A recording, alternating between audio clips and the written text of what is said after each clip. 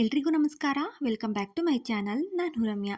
ಇವತ್ತಿನ ವಿಡಿಯೋದಲ್ಲಿ fridge deep cleaning ಮಾಡ್ಕೊಳ್ಳೋಣ ಅಂತೇಳಿ ಇವತ್ತು ಮಾಡ್ಕೊಳ್ತಾ ಇದ್ದೀನಿ. ಹಾಗೆ ಒಂದು ಬಾಕ್ಸ್ಗಳನ್ನ ತರಿಸ್ಕೊಂಡಿದ್ದೆ. ಇದನ್ನು ತುಂಬ ದಿನದಿಂದ ತರಿಸಿಟ್ಕೊಂಡಿದ್ದೆ, ಬಟ್ ಯಾವುದನ್ನು ಕೂಡ ನಾನು ಇನ್ನೂ ಆರ್ಗನೈಸ್ ಮಾಡ್ಕೊಂಡಿರಲಿಲ್ಲ. ಸೊ ಹಾಗಾಗಿ ಇವತ್ತು ಯಾವ ರೀತಿ ಆರ್ಗನೈಸ್ ಮಾಡ್ಕೋತೀನಿ ಅಂತೇಳಿ ಇವತ್ತು ಈ ವಿಡಿಯೋದಲ್ಲಿ ಶೇರ್ ಮಾಡ್ತಾ ಇದ್ದೀನಿ. ಪ್ಲೀಸ್ ಎಲ್ಲೂ ಕೂಡ ಸ್ಕಿಪ್ ಮಾಡದೆ ವಿಡಿಯೋನ ಪೂರ್ತಿಯಾಗಿ ನೋಡಿ. ಇನ್ ಕೇಸ್ ಈ ವಿಡಿಯೋ ನಿಮ್ಗೆ ಇಷ್ಟ ಆಯಿತು ಅಂದರೆ ಪ್ಲೀಸ್ ಲೈಕ್ ಮಾಡಿ, ಶೇರ್ ಮಾಡಿ, ಕಮೆಂಟ್ ಮಾಡಿ, ಹಾಗೆ ನಮ್ಮ ಚಾನಲ್ನ ಸಬ್ಸ್ಕ್ರೈಬ್ ಮಾಡ್ಕೊಂಡು ನೋಡಿ. ಬಾಕ್ಸ್‌ಗಳಂತೂ ತುಂಬ ಚೆನ್ನಾಗಿತ್ತು. ಏನಾದರೂ ತರಕಾರಿಗಳು ತಂದಾಗ, ಸೊಪ್ಪುಗಳು ತಂದಾಗ ಈ ರೀತಿ ಹಾಕೊಂಡು ಇಟ್ಕೊಂಡಾಗ ನಾವು ಏನಾದರೂ ಅಡುಗೆ ಮಾಡಬೇಕಾದ್ರೆ ಸಲೀಸಾಗಿ ನಾವು ಎತ್ಕೊಂಡು ನಾವು ಅಡುಗೆನೂ ಕೂಡ ಮಾಡ್ಕೊಳ್ಬೋದು. ತುಂಬಾ ಕ್ಯೂಟಾಗಿತ್ತು. ಇದನ್ನು ಫ್ರಿಜ್ಜಲ್ಲಿ ಇಟ್ರೂ ಕೂಡ ತುಂಬಾ ಚೆನ್ನಾಗಿ ಕಾಣಿಸುತ್ತೆ. ನೋಡಿ, ಈ ರೀತಿ ನಾವು ಕವರಲ್ಲಿ ಹಾಕೋಕ್ಕಿಂತ ನಾವು ಆ ಥರ ಬಾಕ್ಸಲ್ಲಿ ಹಾಕಿ ಇಟ್ಟರೆ ಫ್ರಿಜ್ಜು ಕೂಡ ನೀಟಾಗಿರುತ್ತೆ.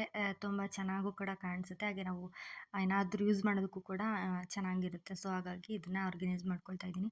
ಬಟ್ ನಮ್ಮದು ಹೋಟೆಲ್ ಆಗಿರೋದ್ರಿಂದ ಅಷ್ಟೊಂದು ಐಟಮ್ಸ್ಗಳನ್ನ ಇಡೋದಕ್ಕಾಗಲ್ಲ. ತರಕಾರಿಗಳು, ಸೊಪ್ಪಾಗಿರ್ಬೋದು ಇದನ್ನೆಲ್ಲ.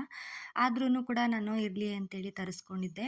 ಸೊ ಈ ವಿಡಿಯೋನ ನಿಮಗೆ ಶೇರ್ ಮಾಡ್ಕೊಳ್ಳೋಣ ಅಂತ ಹೇಳಿ ಇದನ್ನು ಕೂಡ ವಿಡಿಯೋನ ಮಾಡಿಕೊಂಡು ಶೇರ್ ಮಾಡ್ತಾ ಇದ್ದೀನಿ. ಮೊದಲು ನಾನು ಫ್ರಿಜ್ಜಲ್ಲಿ ಏನೇನು ಐಟಮ್ಸ್ಗಳಿತ್ತು ಅದನ್ನೆಲ್ಲ ತೆಗೆದು ಇವಾಗ ನೀಟಾಗೆಲ್ಲ ಕ್ಲೀನ್ ಮಾಡ್ಕೊಳ್ತಾ ಇದ್ದೀನಿ. ನೀಟಾಗಿ ಈ ರೀತಿ ಒರೆಸ್ಕೊಂಡಾಗ ಫಸ್ಟು ಒಣಬಟ್ಟೆಯಿಂದ ಈ ರೀತಿ ಎಲ್ಲ ಕಸಗಳನ್ನ ತೆಕ್ಕೊಂಡು ಅದಾದಮೇಲೆ ಒದ್ದೆ ಬಟ್ಟೆಲಿ ಒರೆಸ್ಕೊಂಡ್ರೆ ನೀಟಾಗಿ ಕ್ಲೀನ್ ಆಗುತ್ತೆ. ಫಸ್ಟು ನಾವು ಫ್ರಿಜ್ನ ಆಫ್ ಮಾಡಿಕೊಂಡು ಕ್ಲೀನ್ ಮಾಡ್ಕೊಳ್ಬೇಕಾಗುತ್ತೆ.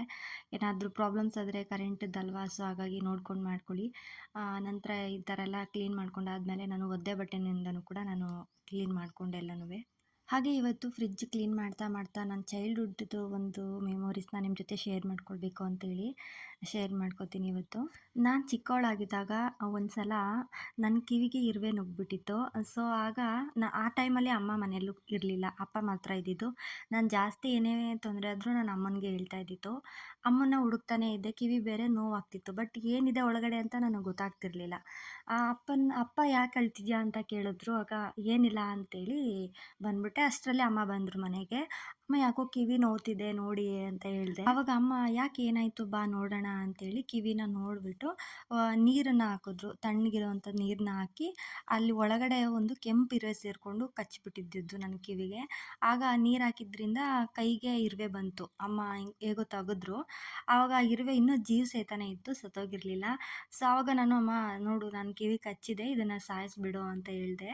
ಆವಾಗ ಅಮ್ಮ ಒಂದು ಮಾತು ಹೇಳಿದ್ರು, ಬಿಡಮ್ಮ ಪಾಪ ಹೇಗೋ ಬದುಕೊಳ್ಳಿ, ಅದು ಏನೋ ಮಿಸ್ಸಾಗಿ ನಿನ್ನ ಕಿವಿಗೆ ಬಂದಿದೆ ಅಷ್ಟೇ, ಪ್ರಾಣಿಗಳಿಗೇನು ಗೊತ್ತು, ಅಂದರೆ ಅದು ಎಲ್ಲೋ ಹೋಗೋಕ್ಕೆ ಹೇಗೋ ಬಂದು ಕಿವಿಗೆ ಸೇರಿಕೊಂಡಿದೆ ಅಷ್ಟೇ, ಅದಕ್ಕೇನು ಗೊತ್ತು, ಅದೇನೋ ಹೊರಗಡೆ ಬರೋದಕ್ಕೆ ಅದು ಕಚ್ಚಿರ್ಬೋದು ಅಷ್ಟೇ ಅಂತ ಹೇಳಿ ಅದನ್ನು ಬಿಟ್ಬಿಟ್ರು. ಅಮ್ಮ ಸಾಯಿಸ್ಲಿಲ್ಲ ಆ ಇರುವೆನೂ ಕೂಡ. ಅಂಥ ಒಂದು ಒಳ್ಳೆ ಮನಸ್ಸಿರೋರು ಬೇಗ ನಾವು ಕಳ್ಕೊಬಿಟ್ವಿ. ಅಮ್ಮ ಇವಾಗ ನಮ್ಮ ಜೊತೆ ಇಲ್ಲ, ಒಳ್ಳೆತನಕ್ಕೆ ಇವಾಗ ಕಾಲ ಇಲ್ಲ. ಸೊ ಹಾಗಾಗಿ ಅಮ್ಮ ಇವಾಗ ನಮ್ಮ ಜೊತೆ ಇಲ್ಲ. ಅಷ್ಟು ಬೇಗನೆ ನಮ್ಮ ಅಮ್ಮನ ದೇವ್ರು ಕಳ್ಕೊಬಿಟ್ಟು ನಿಜವಾಗ್ಲೂ ತುಂಬ ಬೇಜಾರಾಗುತ್ತೆ. ಹತ್ಕೊಂಡೇ ಮಾತಾಡಿದ್ದೀನಿ ಹೇಳಬೇಕು ಅಂದರೆ, ಅಷ್ಟು ಬೇಜಾರಾಯಿತು. ನಮ್ಮಮ್ಮ ಏನಾದರೂ ನನಗೆ ಜಡೆ ಹಾಕಿದಾಗ ಅಥವಾ ಏನಾದರೂ ಹೂವು ಮುಡಿಸಿದ್ರೆ ನನಗೆ ಅದನ್ನು ತೆಗಿಯೋಕ್ಕೂ ಕೂಡ ಮನಸ್ಸು ಬರ್ತಾ ಇರಲಿಲ್ಲ. ನಾನು ಆವಾಗ ಒಂದೊಂದು ಸಲ ಅಜ್ಜಿ ಮನೆಗೆ ಹೋಗ್ಬಿಡ್ತಿದ್ದೆ. ಆವಾಗ ಆ ಜಡೆನೂ ನಾನು ತೆಗಿತಾ ಇರಲಿಲ್ಲ, ಅಮ್ಮ ಹಾಕಿದ್ದು ಇರಲಿ ಅಂತ ಅಷ್ಟೊಂದು ಇಷ್ಟಪಡ್ತಾ ಇದ್ವಿ. ಅಮ್ಮನ ಒಂದು ಸ್ವಲ್ಪ ಹೊತ್ತು ನಾವು ಬಿಟ್ಟಿರ್ತಿರ್ಲಿಲ್ಲ. ಅಂಥದ್ರಲ್ಲಿ ದೇವ್ರು ಇಷ್ಟು ಬೇಗ ಕರ್ಕೊತಾನೆ ಅಂತ ನಮ್ಗೆ ಗೊತ್ತಿರಲಿಲ್ಲ. ನಮ್ಮ ಅಮ್ಮನ ಕಳ್ಕೊಂಡು ನಾವು 13 ವರ್ಷ ಆಯಿತು. ನಾನು ಬಾಣ್ತಿ ಇದ್ದಾಗ ನಮ್ಮ ತಾಯಿ ತೀರ್ಕೊಂಡಿದ್ದು. ಸೊ ಯಾಕೋ ತುಂಬ ನೆನಪಾಯಿತು, ನಿಮ್ಮ ಜೊತೆ ಶೇರ್ ಮಾಡಿಕೊಂಡೆ. ಯಾವುದೇ ರೀತಿ ಸಿಂಪತಿಗೋಸ್ಕರ ಅಲ್ಲ. ಸೊ ಯಾರು ತಪ್ಪು ತಿಳ್ಕೊಬೇಡಿ. ಅಷ್ಟೊಂದು ಇಷ್ಟಪಡ್ತಿರೋ ಒಂದು ವ್ಯಕ್ತಿನ ಕಳ್ಕೊಂಡು ನಿಜವಾಗ್ಲೂ ಬದುಕೋದು ತುಂಬ ಕಷ್ಟ ಇದೆ. ಆದರೆ ನಮ್ಗೆ ಅದು ಯಾವುದೇ ಕೊರತೆ ಇಲ್ಲ. ನಮ್ಮ ಅತ್ತೆ ನಮ್ಮನ್ನ ಅಷ್ಟೇ ಚೆನ್ನಾಗಿ ನೋಡ್ಕೊತಾ ಇದ್ದಾರೆ. ಬಟ್ ಇದರಲ್ಲಿ ನಮ್ಗೆ ಯಾವುದೇ ರೀತಿ ಕೊರತೆ ಕೊಟ್ಟಿಲ್ಲ ಅವರು. ಒಂದು ಸಾಸಿವೆಗಾದ್ರೂ ನಮಗೆ ಒಂದು ಕೊರತೆ ಇಲ್ಲ, ಅಷ್ಟು ಚೆನ್ನಾಗಿ ನೋಡ್ಕೋತಾರೆ ನಮ್ಮ ಅತ್ತೆ. ಅಮ್ಮನ ಸ್ಥಾನ ತುಂಬಿದ್ದಾರೆ. ನಮ್ಗೆ ನಿಜವಾಗ್ಲೂ ನಮ್ಮ ಒಂದು ಒಳ್ಳೆತನಕ್ಕೆ ನಮ್ಗೆ ಒಳ್ಳೇದಾಗ್ತಿದೆ ಅಂತ ನಾನು ನಂಬಿದ್ದೀನಿ ಅಷ್ಟೇ. ಇರುವೆ ಕತೆ ಯಾಕೆ ಹೇಳಿದೆ ಅಂತಂದರೆ, ನಮಗೆ ಯಾರು ಕೆಟ್ಟದ್ದು ಮಾಡ್ತಾರೆ ಅವ್ರಿಗೂ ನಾವು ಕೆಟ್ಟದ್ದು ಮಾಡಬೇಕು ಅಂತಲ್ಲ. ಸೊ ಅವ್ರಿಗೂ ಕೂಡ ನಾವು ಒಳ್ಳೇದು ಬಯಸಿದ್ರೆ ಭಗವಂತ ನಮ್ಮ ಜೊತೆ ಇದ್ದು ನಮ್ಮನ್ನು ಕಾಪಾಡ್ತಾನೆ ಅಂತ ಅಷ್ಟೇ ಈ ವಿಡಿಯೋನ ಶೇರ್ ಮಾಡ್ಕೊಳ್ಳೋದಕ್ಕೆ ಇಷ್ಟಪಟ್ಟೆ ಅಷ್ಟೇ. ನಿಮ್ಮ ಜೊತೆ ಯಾರು ಇರ್ತಾರೆ ಅವ್ರನ್ನ ಚೆನ್ನಾಗಿ ನೋಡ್ಕೊಳ್ಳಿ. ಇರೋಷ್ಟು ದಿನ ಅಷ್ಟೇ. ಇವತ್ತಿದ್ದ ಮನುಷ್ಯ ನಾಳೆ ಇರೋದಿಲ್ಲ. ಸೊ ಹಾಗಾಗಿ ಯಾರೇ ಆದರೂ ಅಪ್ಪ, ಅಮ್ಮ, ಅತ್ತೆ, ಮಾವ, ಗಂಡ, ಮಕ್ಕಳು ಎಲ್ರ ಜೊತೆನೂ ಖುಷಿಯಾಗಿರಿ, ಖುಷಿಯಾಗಿ ಜೀವನ ಕಳೀರಿ. ಜಗಳಗಳು ಮಾಡಿಕೊಂಡು, ಮನಸ್ತಾಪಗಳು ಮಾಡಿಕೊಂಡು, ದೂರ ಆಗೋದು, ಮಾತು ಬಿಡೋದು ಎಲ್ಲ ನಾವು ಪ್ರತಿ ಕ್ಷಣನೂ ವೇಸ್ಟ್ ಮಾಡ್ಕೊಂಡಂಗೆ. ನಮ್ಮ ಜೀವನ ಇರೋಷ್ಟು ದಿನ ನಮ್ಮ ಜೊತೇಲಿ ಇರೋರ ಜೊತೆ ನಾವು ಖುಷಿಯಾಗಿ ಕಾಲನ ಕಳಿಬೇಕಾಗುತ್ತೆ ಅಷ್ಟೇ. ಒಂದು ಕ್ಷಣನೂ ಕೂಡ ವೇಸ್ಟ್ ಮಾಡ್ಕೋಬಾರ್ದು. ಅಂದರೆ ಪ್ರತಿ ಕ್ಷಣನೂ ಅವ್ರ ಜೊತೆ ನಾವು ಖುಷಿಯಾಗಿರಬೇಕು. ಏನೇ ಒಂದು ಮನಸ್ತಾಪಗಳು ಬಂದರೂ ಅಲ್ಲೇನೇ ಬಿಟ್ಟು ಮತ್ತೆ ಸರಿ ಹೋಗಿ ಚೆನ್ನಾಗಿ ಮಾತಾಡಿಸ್ಕೊಂಡಿರ್ಬೇಕಷ್ಟೇ. ದ್ವೇಷ ಸಾಧಿಸ್ಕೊಂಡು ಇದೆಲ್ಲ ಯಾಕೆ ಅಲ್ವಾ? ಇರೋಷ್ಟು ದಿನ ಖುಷಿಯಾಗಿರ್ಬೇಕು. ಒಂದು ಇರುವೆ ಸಹ ಸಾಯಿಸದೇ ಇರುವಂಥ ಮನಸ್ಸಿರೋ ವ್ಯಕ್ತಿನ ಅಷ್ಟು ಬೇಗ ದೇವ್ರು ಕರ್ಕೋತಾನೆ. ನಿಜವಾಗ್ಲೂ ಸಿಕ್ಕಾಪಟ್ಟೆ ಬೇಜಾರಾಗುತ್ತೆ. ಬಟ್ ಏನು ಮಾಡೋಕ್ಕಾಗಲ್ಲ, ಹಣೆಯಲ್ಲಿ ಏನು ಬರ್ದಿದೆ ಅದೇನೇ ಆಗೋದಲ್ವಾ. ಸೊ ಹಾಗಾಗಿ ಇರೋಷ್ಟು ದಿನ ಎಲ್ಲರೂ ಖುಷಿಯಾಗಿರಬೇಕು. 4 ಜನಕ್ಕೆ ಒಳ್ಳೇದು ಮಾಡಲಿಲ್ಲ ಅಂದರೂ ಪರವಾಗಿಲ್ಲ, ದಯವಿಟ್ಟು ಕೆಟ್ಟದ್ದು ಮಾತ್ರ ಬಯಸಬಾರ್ದು ಅಷ್ಟೇ. ನಮ್ಮ ಅಪ್ಪ ಅಮ್ಮಂಗೆ ನಾವು 3 ಜನ ಹೆಣ್ಮಕ್ಳು. ಸೊ ನಾನು 2ನೇವಳು, ನಮ್ಮ ಅಕ್ಕ ಒಬ್ಬಳಿದ್ದಾಳೆ, ನನ್ನ ತಂಗಿಗೆ, ನಮ್ಮ ಮೈದನ್ಗೆ ಮದುವೆ ಮಾಡ್ಕೊಂಡಿದ್ದೀವಿ. ಅಣ್ಣ ತಮ್ಮನಿಗೆ ಅಕ್ಕ ತಂಗಿ ಮದುವೆ ಆಗಿದ್ದೀವಿ. ಸೊ ನಮ್ಮ ಜೀವನ ಅಂತೂ ತುಂಬ ಚೆನ್ನಾಗಿದೆ. ಸೊ ಜಾಸ್ತಿ ಅಮ್ಮನ ನೆನಪು ಮಾಡ್ಕೊಳ್ಳಲ್ಲ, ತುಂಬಾ ಎಮೋಷ್ನಲ್ ಆಗಿಬಿಡ್ತೀವಿ. ಒಟ್ಟಿನಲ್ಲಿ ನನಗೆ ಯಾವುದೇ ರೀತಿ ತವರು ನೆನಪು ಬರೋ ಥರ ಯಾವುದೇ ಇಲ್ಲ. ಏಕೆಂದರೆ ಅಷ್ಟು ಚೆನ್ನಾಗಿ ನೋಡ್ಕೋತಾರೆ ನಮ್ಮ ಮನೆಯಲ್ಲಿ. ಕೆಲವೊಂದು ಸಲ ಅನಿಸುತ್ತೆ, ಹಬ್ಬ ಅಡೆಗೆ ತವರು ಮನೆಗೆ ಹೋಗ್ತಾ ಇರ್ತಾರೆ. ಸೊ ಆ ಥರದ್ದು ಏನು ಅವಕಾಶ ಇಲ್ಲ ಪಾಪ. ನಮ್ಮ ಮನೆಯವ್ರಿಗೂ ಅಷ್ಟೇ ಅತ್ತೆ ಮನೆ ಅನ್ನೋದಿಲ್ಲ. ಅಪ್ಪ ಇದ್ದಾರೆ, ಬಟ್ ಪಾಪ ಅವರೊಬ್ಬರು ಏನು ಮಾಡೋದಕ್ಕಾಗುತ್ತೆ ಅಲ್ವಾ.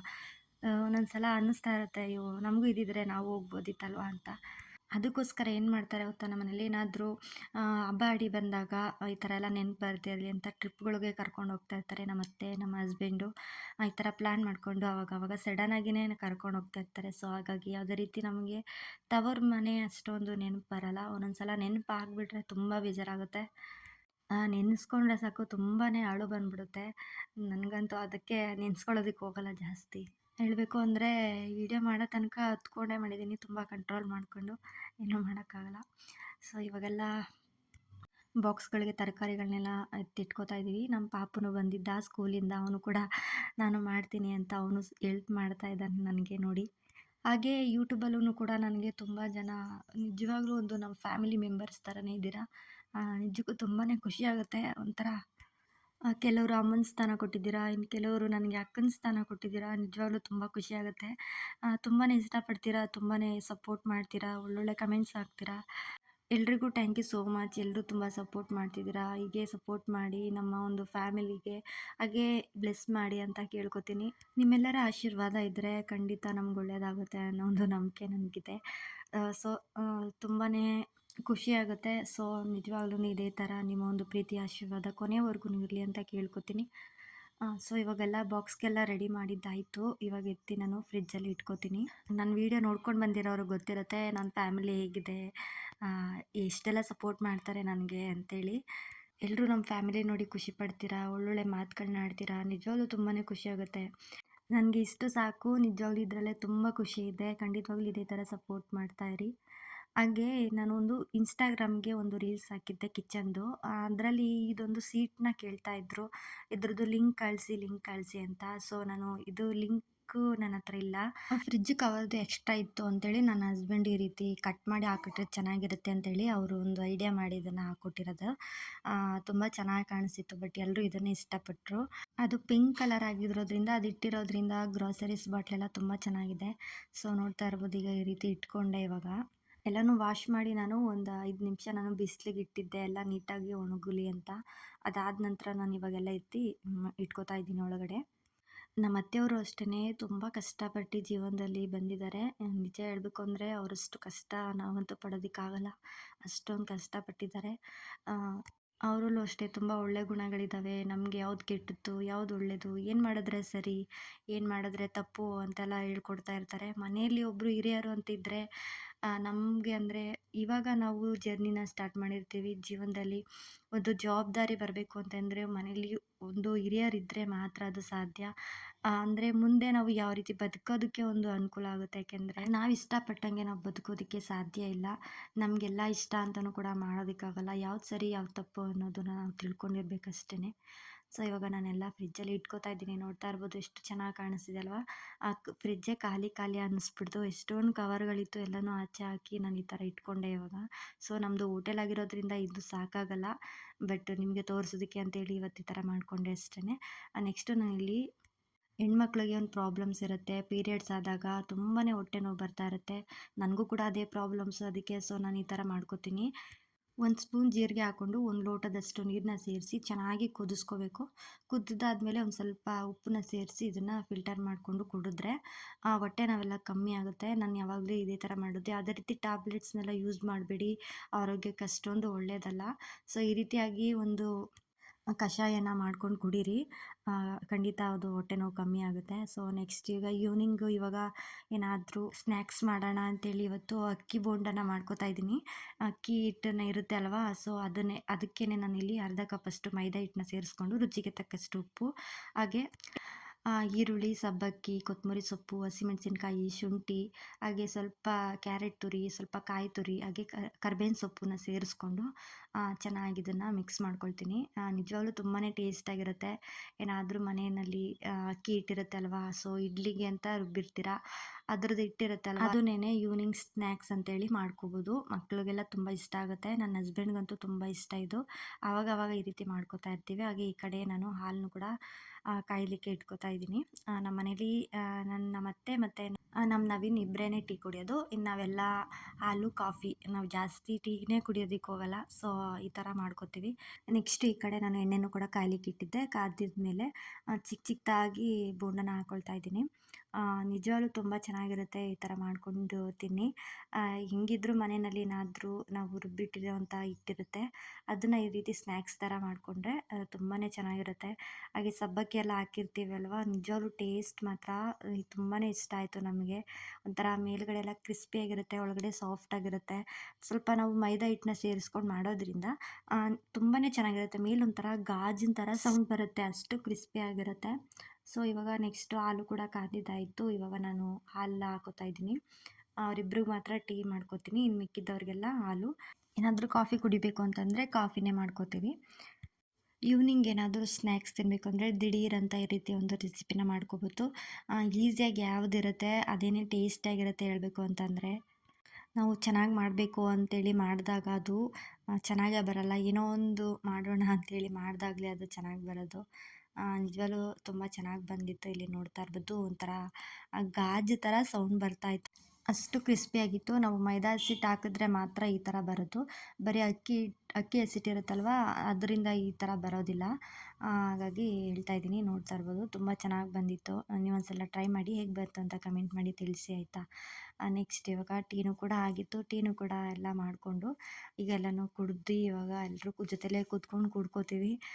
ಡೈಲಿ ವ್ಲಾಗ್ ಹಾಕಿ ಅಂತ ಹೇಳ್ತಿರ್ತೀರ, ಬಟ್ ನಮಗೆ ಡೈಲಿ ವ್ಲಾಗ್ ಹಾಕೋಕ್ಕೆ ಟೈಮ್ ಸಿಗಲ್ಲ.